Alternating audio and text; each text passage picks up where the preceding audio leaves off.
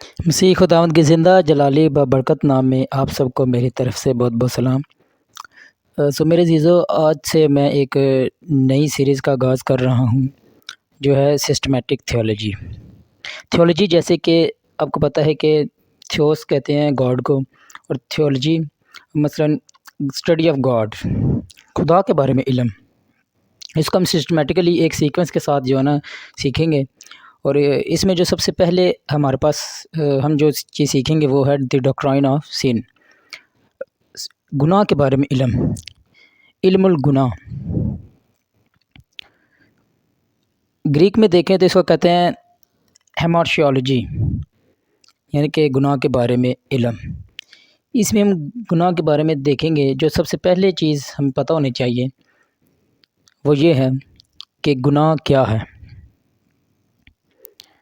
Bible فرماتی ہے پہلا یوحنا 5:17 ہے تو ہر طرح کی ناراستی گناہ، یعنی کوئی بھی کام جو خداوند کے کلام کے برخلاف کیا جائے وہ گناہ گنا جاتا ہے، جیسا کہ لکھا ہے پہلا یوحنا 3:4 میں، اور گناہ شریعت کی مخالفت ہی ہے۔ بلا شبہ بائبل بتاتی ہے کہ گناہ شریعت کی مخالفت اور حکم عدولی کا نام ہے، مگر یہ صرف اتنا ہی نہیں بلکہ بائبل اور بھی بہت کچھ گناہ کے بارے میں بتاتی ہے جو ہمیں جاننے کی ضرورت ہے۔ میرے عزیزو، سمپلی یہ کہ خدا کے حکم کے خلاف چلنا گناہ ہے۔ جو خدا نے حکم دیا ہے اس حکم کو توڑنا گناہ ہے۔ جو خدا ہمیں کام کرنے کو کہتا ہے، جب ہم وہ نہیں کرتے تو ہم گناہ کرتے ہیں، وہ گناہ ہے۔ پھر ہم دیکھتے ہیں کہ گناہ ناپنے کا پیمانہ۔ بعض لوگ گناہ کو اپنے اپنے پیمانے سے ناپتے ہیں، اور جو چیزیں ان کے معاشرے اور تہذیب میں شروع سے چلی آ رہی ہیں اور ان کو گناہ نہیں گنتے، چاہے وہ کلام خدا کے الٹ ہی کیوں نہ ہو۔ مثلاً زیور پہننا، عورت کا عبادت کے دوران سر کو نہ ڈھانکنا، گرجا گھروں میں بت رکھ کر ان کے سامنے جھکنا، قربانی کا گوشت کھانا وغیرہ۔ یہ ایسے گناہ ہیں جس کو بعض دفعہ مسیحی لوگ گناہ تصور نہیں کرتے، مگر کلام کے مطابق دیکھا جائے تو یہ گناہ ہیں۔ یعنی کہ جو چیزیں، جو باتیں ہمارے معاشرے میں، ہمارے کلچر میں ہی ہیں، ہم جو ہے نا وہ باپ دادا سے وہ رسمیں کرتے آ رہے ہیں، اور ان کو ہم گناہ نہیں تصور کرتے، ہم اس کو گناہ نہیں مانتے۔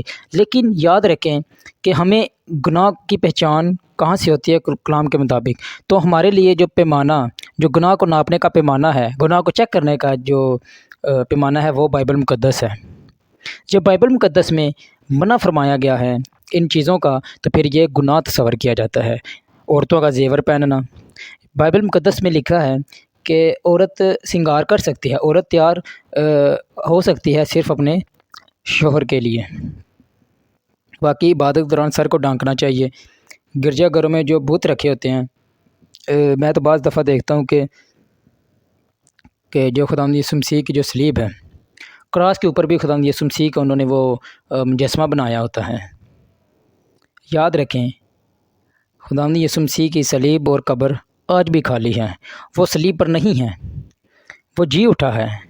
میرے عزیزو، جو صلیب پر خداوند یسوع مسیح کا مجسمہ ہوتا ہے ان کو ہمیں سجدہ نہیں کرنا چاہیے، کیونکہ ہمارا ایمان صلیب پر نہیں ہے، ہمارا ایمان اس پر ہے جو صلیب پر مصلوب ہوا تھا، یعنی کہ خداوند یسوع مسیح پر۔ ہمیں اس پر ایمان لانا چاہیے۔ بائبل نے ان باتوں سے منع کیا ہے ہمیں، مگر بہت لوگ جو ایسے سب کام کرتے چلے آ رہے ہیں اور وہ اسے گناہ تصور نہیں کرتے۔ کیوں؟ اس لیے کہ ان کے یہ کام ان کے باپ دادا سے چلے آ رہے ہیں، اور ان کا امتیاز ان کا معاشرہ ہے۔ مگر گناہ کی پہچان کرنے کے لیے ہمارے اپنے امتیاز کا پیمانہ نہیں ہونا چاہیے، ہمارا اپنا پیمانہ نہیں ہونا چاہیے۔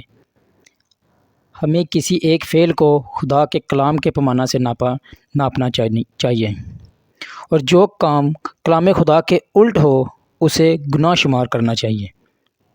جو باتیں، جو فعل، جو کام کلام کے الٹ ہیں، کلام کے مطابق نہیں ہے، وہ ہمیں چاہیے کہ وہ ہمارے لیے گناہ ہو۔ یہ چیز ہمیں ملتی ہے کہ گناہ کو ناپنے کا جو پیمانہ ہے، جو کسوٹی ہے، وہ بائبل مقدس ہے۔ یہی ہمارا ایک فائنل اتھارٹی ہے۔ جو کچھ بائبل مقدس میں ہے، ہم ہمارے مسیحوں کا ایمان ہے کہ وہ ہمارے لیے سچ ہے، وہ ہمارے لیے حق ہے، وہ ہمارے لیے بس فائنل ہے۔ اور جو نیکسٹ ہم چیز دیکھتے ہیں، گناہ کی پہچان اور خصوصیات۔ گناہ محض فعل نہیں ہے، گناہ کوئی کام نہیں ہے، بلکہ ایک زندہ چیز، بلکہ ایک شخصیت ہے، اور انسان کی زندگی میں زوراور ہے۔ دیکھیں، گناہ کوئی صرف برا کام نہیں ہے، بلکہ گناہ ایک زندہ چیز، ایک شخص ہے۔ گناہ کہاں پایا جاتا ہے؟ یاد رکھیں، جہاں جان ہوگی وہاں گناہ ہوگا، جہاں جہاں جان ہوگی وہاں وہاں گناہ ہوگا۔ گناہ میرے عزیزو کوئی کام یا کوئی بات نہیں، بلکہ یہ ایک زندہ چیز ہے، یہ ایک شخصیت، یہ ایک شخص ہے۔ اس کے اپنے ہاتھ، پاؤں، پیر، سوچ، حکمت ہے، دماغ ہے اس کا، یہ ایک شخص ہے۔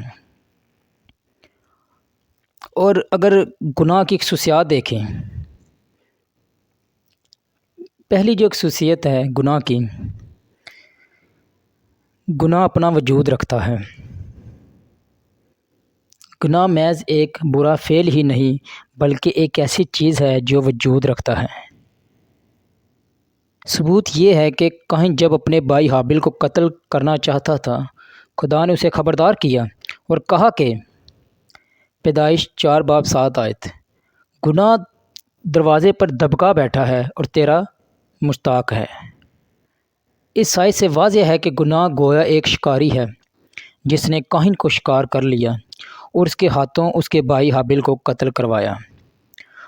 گناہ کے وجود کے بارے میں بائبل مقدس میں لکھا ہے، یعقوب کا خط 1:15 خواہش حاملہ ہو کر گناہ جنتی ہے، اور گناہ جب بڑھ چکا تو موت پیدا کرتا ہے۔ کتاب مقدس بتاتی ہے کہ گناہ اپنے اندر خواہش رکھتا ہے، اور لکھا ہے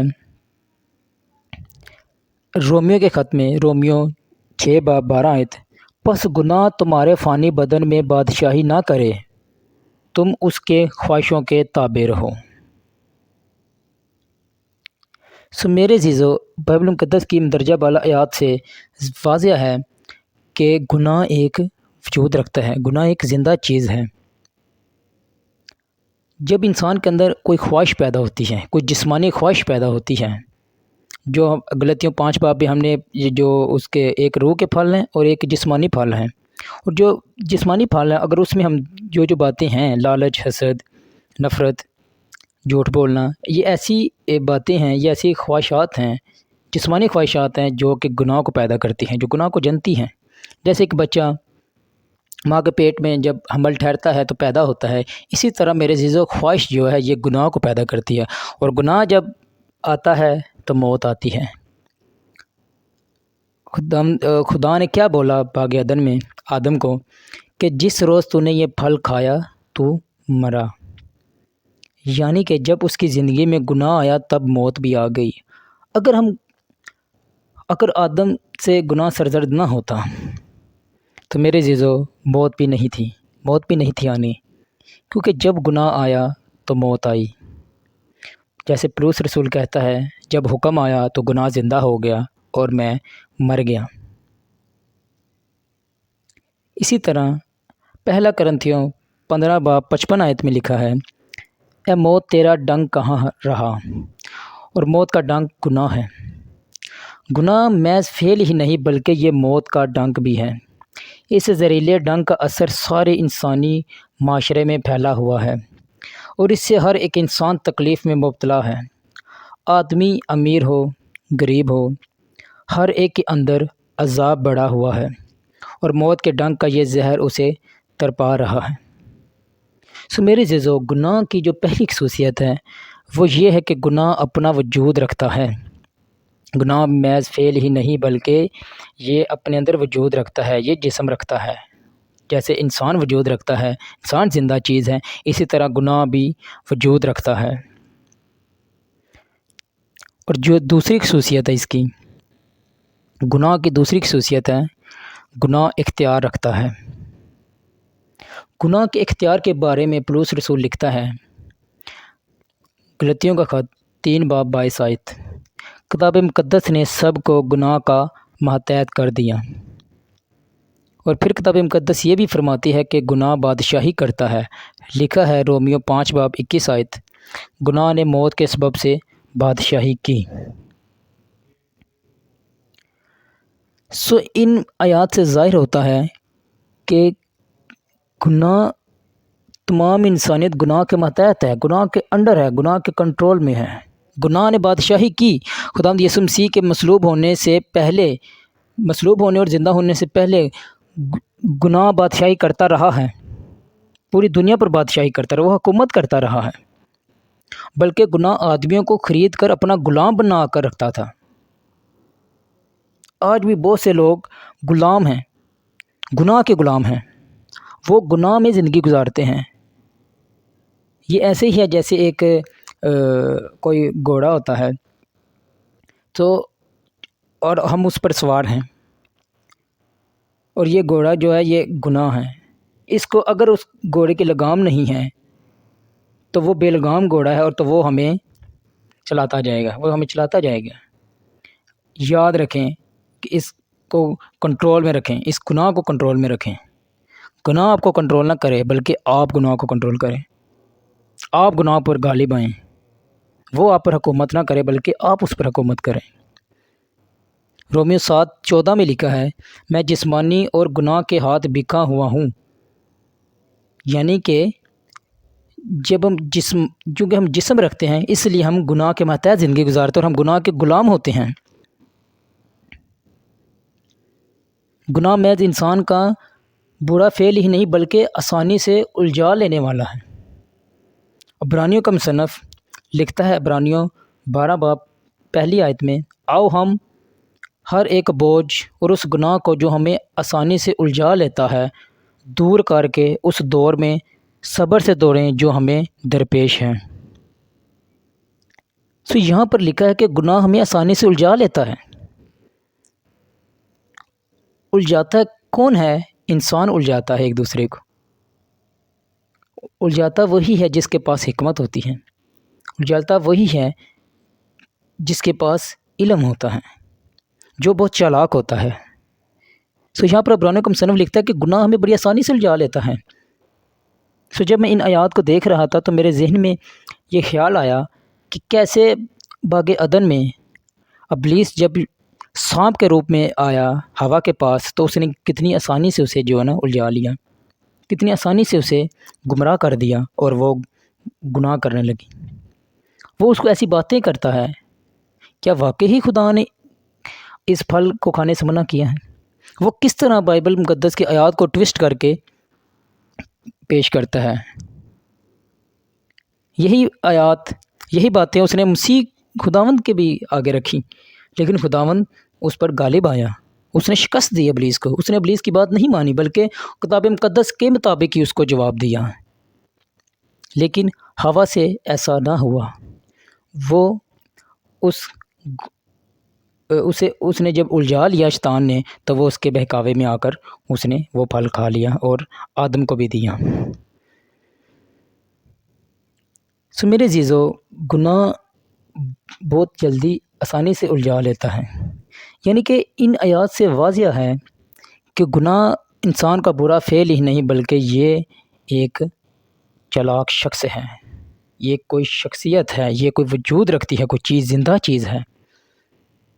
اور گناہ کے بارے میں لکھا ہے کہ گناہ ایک ایسا بوجھ ہے جسے یسوع اٹھا کر لے گیا۔ ہاللیلویہ۔ یوحنا کی انجیل 1 باب 29 آیت، دیکھو یہ خدا کا بڑا ہے جو دنیا کا گناہ اٹھا لے جاتا ہے۔ اور 1 پطرس 2 باب 24 آیت میں لکھا ہے، وہ آپ ہمارے گناہوں کو اٹھا کر صلیب پر چڑھ گیا۔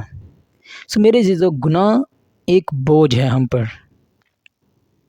تو جب ہم مسیح خداوند کو قبول کرتے ہیں، اس کے صلیب پر، اس کے مصلوب ہونے اور اس کے زندہ ہونے پر ایمان لاتے ہیں تو ہم ہلکے ہو جاتے ہیں، ہم سے گناہ کا بوجھ اتر جاتا ہے۔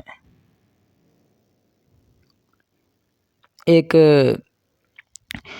بوڑھی عورت کسی گاؤں سے گزر رہی تھی، کسی رستے سے جا رہی تھی، تو اسی رستے پر ایک بیل گاڑی چلانے والا بھی شخص گزر رہا تھا۔ تو اس نے جب اس بوڑھی عورت کو دیکھا کہ اس نے سر پر ٹوکرا اٹھایا ہوا ہے، تو کافی مشکل میں ہے، اسے چلا نہیں جا رہا، اور وہ اسے کیا کرتا ہے، اپنی بیل گاڑی میں بٹھا لیتا ہے۔ پھر وہ کچھ سفر طے کرتے ہیں، تو جب وہ بیل گاڑی چلانے والا پیچھے دیکھتا ہے، اور وہ دیکھتا ہے کہ اس بوڑھی عورت نے ابھی تک ٹوکرا اٹھایا ہوا ہے، اس بیل گاڑی میں بیٹھ جانے کے بعد بھی ٹوکرا اٹھایا ہوا ہے۔ آج ہم مسیحیوں کی بھی یہی حالت ہے۔ ہم مسیح میں آ تو جاتے ہیں، مسیح زندگی میں داخل تو ہو جاتے ہیں، لیکن اپنے گناہ کا بوجھ نہیں اتارتے۔ ہم خود کو ہلکا فیل نہیں کرتے، ہم خود کو کہہ لیں کہ شکستہ خوردہ انسان کی طرح خود کو محسوس کرتے ہیں، ہم بیماریوں میں مبتلا رہتے ہیں، ہم جو ہاڑا ہوا شخص ہے اس کی طرح زندگی گزارتے ہیں، ہم بوجھ میں زندگی گزارتے ہیں، ہم گناہ میں زندگی گزارتے ہیں۔ حالانکہ خداوند یسوع مسیح نے یہ ہمارا بوجھ اتار دیا، ہم پر ہلکا کر دیا، ہمارے گناہ کو معاف کر دیا ہے۔ ضرور ہے کہ ہم اس کو پورے دل سے اس پر ایمان لائیں اور اپنے آپ کو ہلکا فیل کریں۔ جیسے متی کی انجیل 11 باب اور اس کے 28 آیت میں لکھا ہے، خداوند یسوع مسیح کہتے ہیں کہ میرا جوا اٹھا لو، میرے پاس آؤ، اے تھکے ماندے بوجھ کے دبے ہوئے لوگوں، میرے پاس آؤ، میں تمہیں آرام اور زندگی دوں گا۔ ہمیں چاہیے کہ ہم اپنے بوجھ کو خداوند یسوع مسیح کے پاس لائیں، اور وہ ہمارے بوجھ کو ہم سے اتارے گا، اور جو جوا دے گا وہ ہلکا اور ملائم ہوگا، اس سے ہم سکون محسوس کریں گے۔ اب زمانوں کے آخر میں مسیح ایک بار ظاہر ہوا تاکہ اپنے آپ کو قربان کرنے سے گناہ کو مٹا دیں۔ میرے عزیزو، ان حوالہ جات سے یہ ثابت ہوتا ہے گناہ ایک اندیکھا شخص ہے۔ گناہ ایک ایسا شخص ہے جو انویزیبل ہے، جو ہمیں نظر نہیں آتا۔ یہ ایسا شخص ہے، اندیکھا شخص ہے۔ اور کیا آپ جانتے ہیں کہ اس شخص کا نام کیا ہے؟ اس کا نام ہے موت یا شیطان کی روح۔ اس شخص کا نام شیطان کی روح ہے۔ یہ گناہ شیطان کی روح ہے۔ یہی روح جو ہے وہ سانپ کے اندر گئی، اور وہ سانپ بولنے لگا، اور اس سے ہوا سے باتیں کرنے لگا، اور اس کو آسانی سے الجھا لیا۔ یہ جو دوسری خصوصیت ہے گناہ کی، وہ یہ ہے کہ گناہ اختیار رکھتا ہے۔ کیسے خداوند یسوع مسیح کے مصلوب ہونے سے پہلے گناہ راج کرتا رہا، گناہ کا اختیار تھا، گناہ حکومت کرتا رہا، وہ بادشاہی کرتا رہا نبیوں پر، پیغمبروں پر۔ اور جو تیسری خصوصیت ہے گناہ کی، وہ ہے گناہ ایک مکروہ چیز ہے، گناہ مکروہ ہے۔ گناہ کی شکل و صورت کے بارے میں یہ لکھا ہے کہ یہ سخت گناہنا، یعنی کہ ڈراؤنا ہے، خدا کو اس سے نفرت ہے، اور اس کے نزدیک وہ انتہائی مکروہ ہے جس کو وہ برداشت نہیں کر سکتا۔ جیسا کہ لکھا ہے رومیو کا خط 7 باب 13 آیت، تاکہ اس کا گناہ ہونا ظاہر ہو اور حکم کے ذریعہ سے گناہ حد سے زیادہ مکروہ معلوم ہو۔ اور لکھا ہے کیونکہ تو ایسا خدا جو شرارت سے خوش ہو، بدی تیرے ساتھ نہیں رہ سکتی۔ اور حبقوق نبی کے صحیفے میں لکھا ہے، حبقوق پہلا باب اور 13 آیت، تیری آنکھیں ایسی پاک ہیں کہ تو بدی کو دیکھ نہیں سکتا۔ میرے عزیزو، گناہ ایک ایسی مکروہ چیز، ایسی کہنے کی گندی چیز ہے جس سے خدا کو سخت نفرت ہے، سخت نفرت ہے۔ کیونکہ جو گناہ ہے اس کی تخلیق خدا نے نہیں کی۔ خدا ہر چیز کا خالق اور مالک ہے، لیکن میرے عزیزو، گناہ کا بانی ابلیس ہے، گناہ کا بانی، گناہ کو پیدا کرنے والا، گناہ کا تخلیق کار ابلیس ہے، لوسیفر ہے، اس نے گناہ کو پیدا کیا ہے۔ خدا نے گناہ کی تخلیق نہیں کی۔ خدا نے صرف یہ دیکھا تھا کہ نیکی کیا ہے اور بدی کیا ہے، اس کی پہچان، اس کا علم تھا، نیک و بد کی پہچان کا علم تھا، لیکن گناہ نہیں تھا۔ اس لیے جب ابلیس نے خدا کی مخالفت کی تو اس نے گناہ کو جنم دیا، وہ گناہ کا بانی بن گیا۔ خدا نے گناہ کو پیدا نہیں کیا۔ اس لیے خدا کو اس چیز سے بہت نفرت ہے۔ لکھا ہے کہ تیری آنکھیں ایسی پاک ہیں کہ تو بدی کو دیکھ نہیں سکتا۔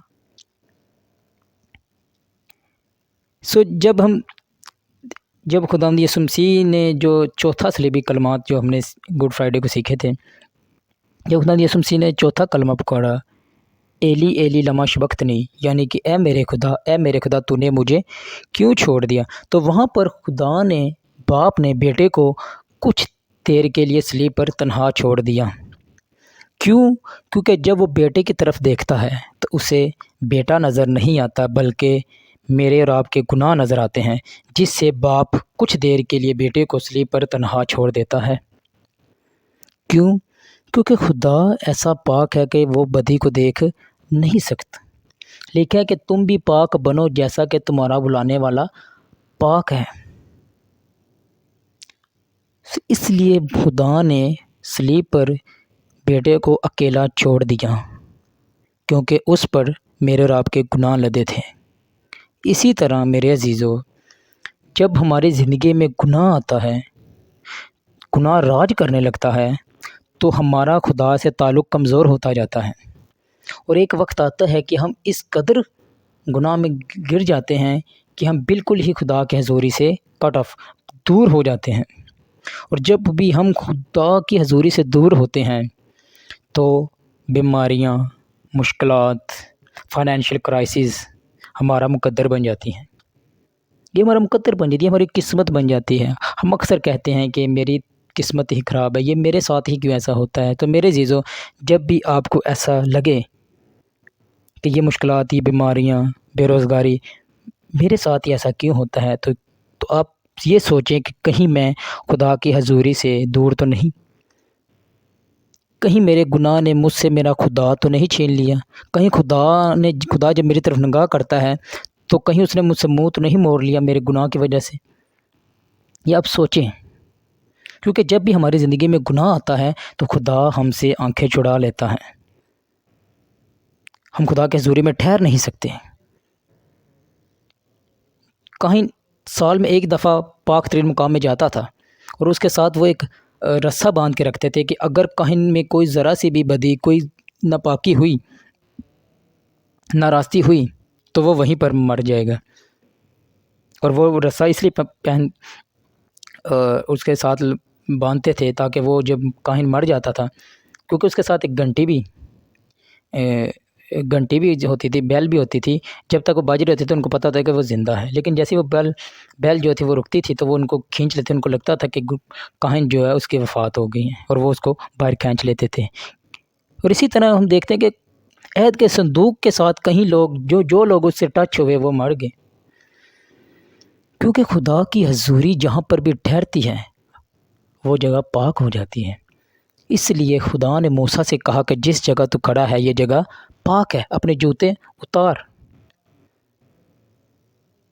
میرے عزیزو، یہاں پر ہمیں یہ چیز سیکھنے کو ملتی ہے کہ جب بھی ہماری زندگی میں گناہ آتا ہے، جب بھی ہم ہر روز گناہ کرتے ہیں اور توبہ نہیں کرتے، ہر روز گناہ کرتے ہیں اور پھر ہم توبہ کر لیتے ہیں اور پھر گناہ کرتے ہیں، ایسے کہہ لیں کہ ہم خدا کی حضوری سے دور ہو جاتے ہیں۔ اس لیے اپنے آپ کو پاک کریں، لکھا ہے کہ جیسا تمہارا بلانے والا پاک ہے تم بھی پاک بنو۔ میرے عزیزو، ہمیں اپنے اندر پاکیزگی پیدا کرنی ہے، ہمیں روحانی گرو ہونا ہے، ہماری اسپرچول گروتھ ہونی چاہیے۔